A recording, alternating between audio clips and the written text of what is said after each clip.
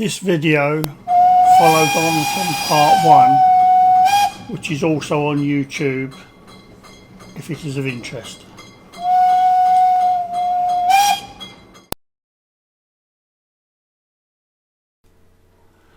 There has not been as much progress on the Sharp Stewart as I had originally hoped, and the reason for this I will now explain. The reason for the lack of progress on my Darjeeling Sharp Stewart in the last 2 or 3 months is this. I had the opportunity via the kindness of my brother to acquire a Myford Super 7. It wasn't free, but it was a reasonable price because he got it from someone else, but I decided to go with it. It was in a rather poor and sorry state, I have to say. Seen a fair bit of abuse, and it's taken me a while to clean it up, but I have to say it's serviceable. Seems to do decent work. I haven't quite got used to using the gearbox yet. I have used it once or twice. The clutch, which of course the ML7 doesn't have, is quite a useful thing. Whether it's any more useful than the slipping belt arrangement I had on the previous one remains to be seen, but anyway. And it did come with a few attachments, such as a fixed and travelling steady 4-jaw chuck. The 3-jaw chuck on it was completely and utterly wrecked, so that for the moment has been consigned to the projects department, but I had a spare chuck, 3-jaw chuck, so I've actually installed that. It came on a Myford cabinet with a Myford chip tray, and it's only personal opinion, but I think Myford cabinets and Myford chip trays are woefully inadequate, to be polite about it. My chip tray, made from the upturned lid of a disused chest freezer, is infinitely better because it's much bigger. And years ago I bought a bespoke lathe cabinet from an engineering works, which is much bigger, got more space, and is much better than the Myford one. Enough of this rambling diatribe. This shows a typical sort of sketch I make when trying to work on this engine. I don't know if this comes out too well. Part 1 of this video finished where I had a chassis completed, but I hadn't actually run it. Okay, 10th of May 2018. There's been very little progress on the Sharp Stewart, but I have now timed the engine, I hope. So we'll put it on my gash rolling road and see if we can stir some life into it. Alright, we're going to just test the Sharp Stewart on a little bit of air. This is the tiny and fairly useless little electric air compressor I bought. I've got a big industrial one, but I got this thing because it doesn't make much noise and it fits on the corner of the workshop, as you can see. Of itself it's hopeless because it doesn't have an air reservoir, so I connected it to a motor car tyre, got for nothing from the scrapyard, to give a bit of air capacity, and that works very well for the small applications that I want it to. And then if we come round here,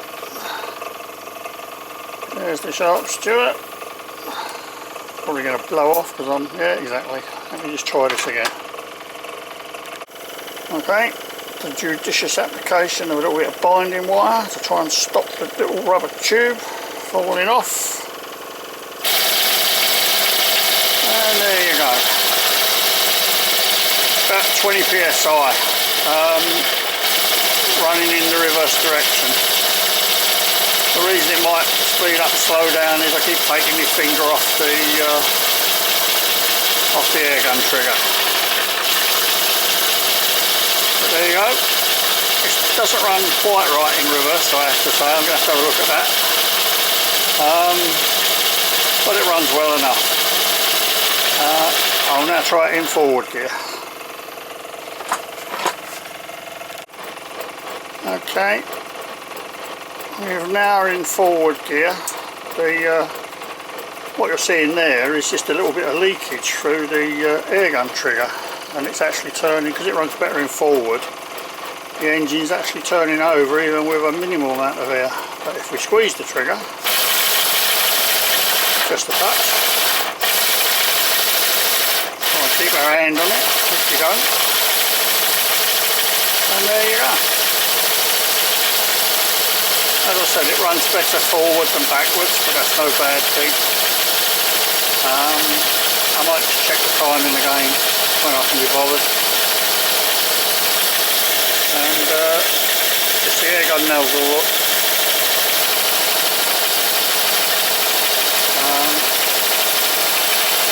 The pressure with my gas compressor system, i.e. the motor car tyre and the silly thing up there, slowly falls.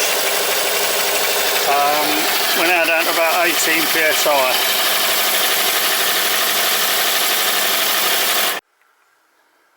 Not sure how well this comes out, but the first stage of stitch drilling to remove the middle bits from the two end plates I'm making for the smoke box on the 1888 Sharp Stewart.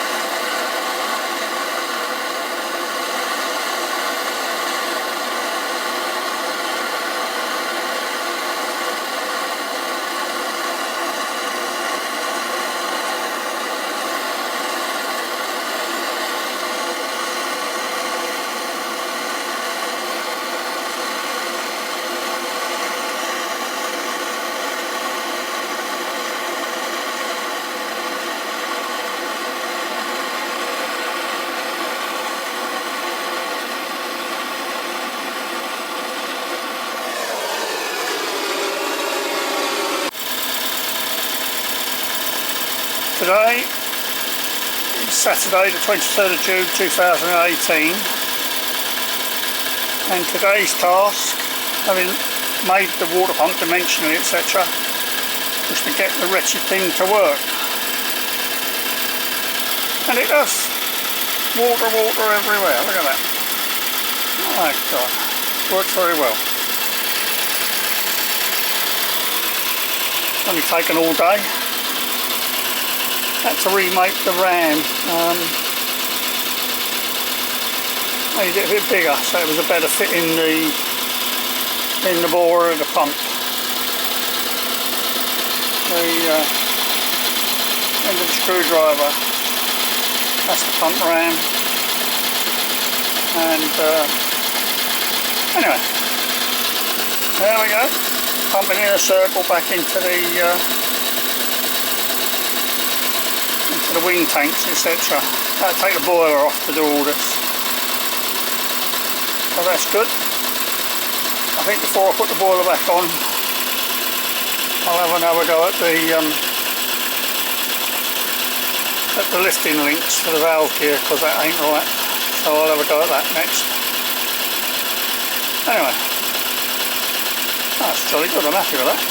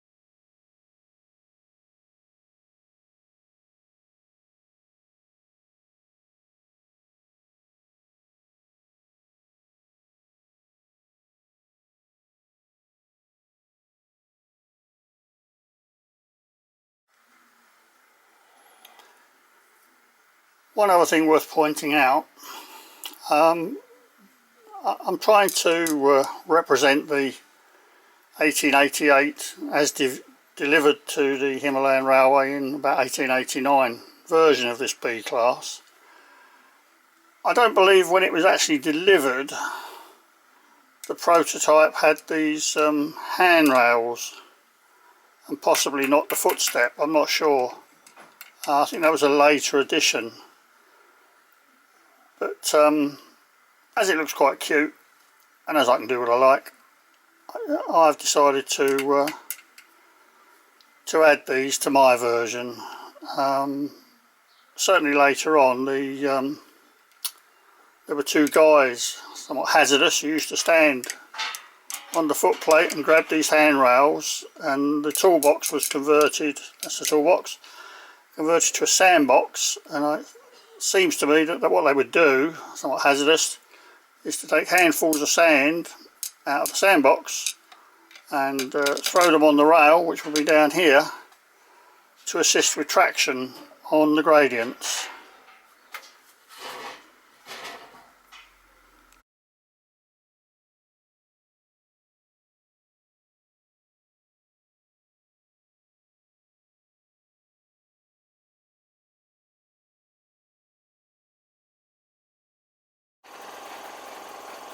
And this is the rough and ready tool that I've made to press in the simulated rivets on the smoke box of the Sharp Stewart. About 3 goes at making the anvil thingy. Anyway, it seems to work, but they don't look very pretty.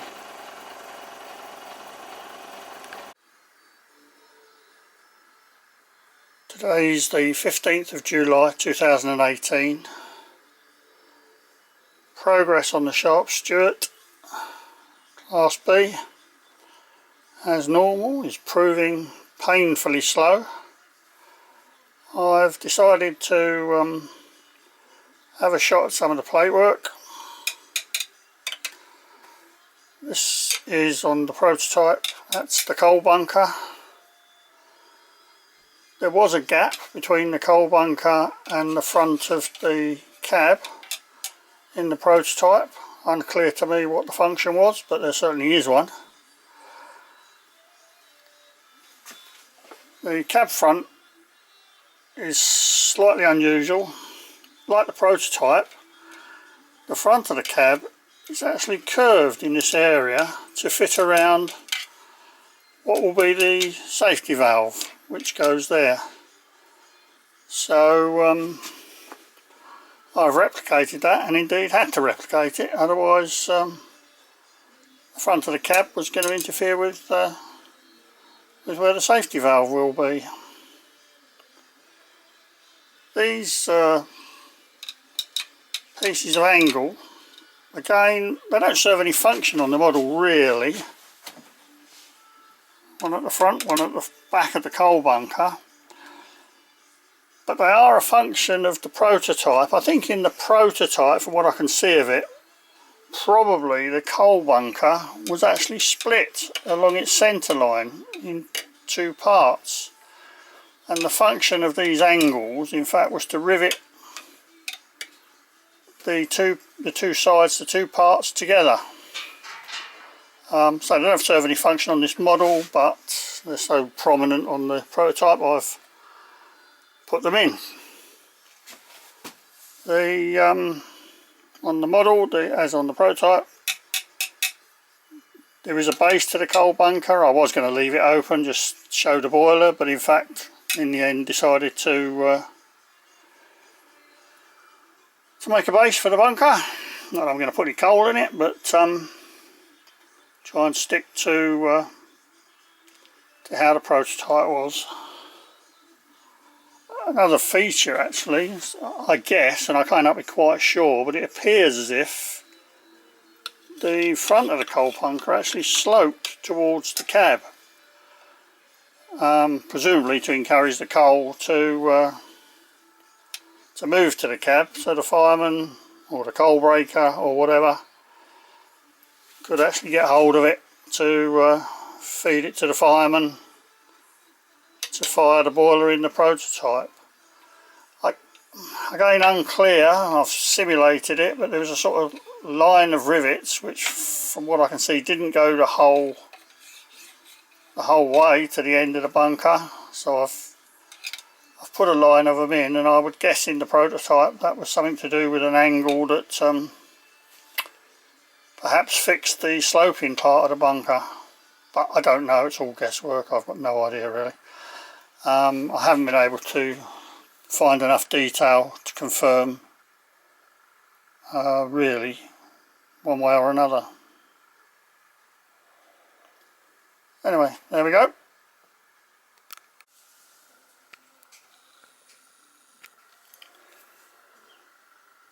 This is the displacement lubricator,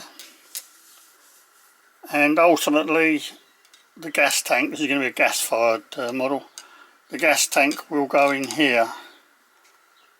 But I decided not to make the gas tank until I'd actually made certainly the cab front, so that I could see what room was going to be left. It would be very easy to make the gas tank to such a dimension that it wouldn't actually fit, and I was slightly bothered about that. So that's the reason I've done things in the order that I have.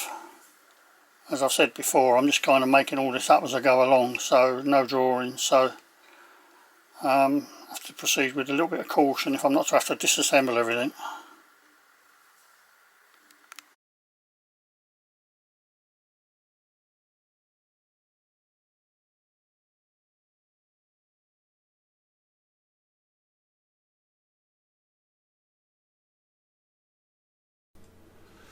This shows the water bypass pipe discharging into the top of the saddle tank. For comparative purposes, a couple of snaps of a John Fowler 040 I'd made a couple of years ago, standing next to the Type B Sharp Stewart.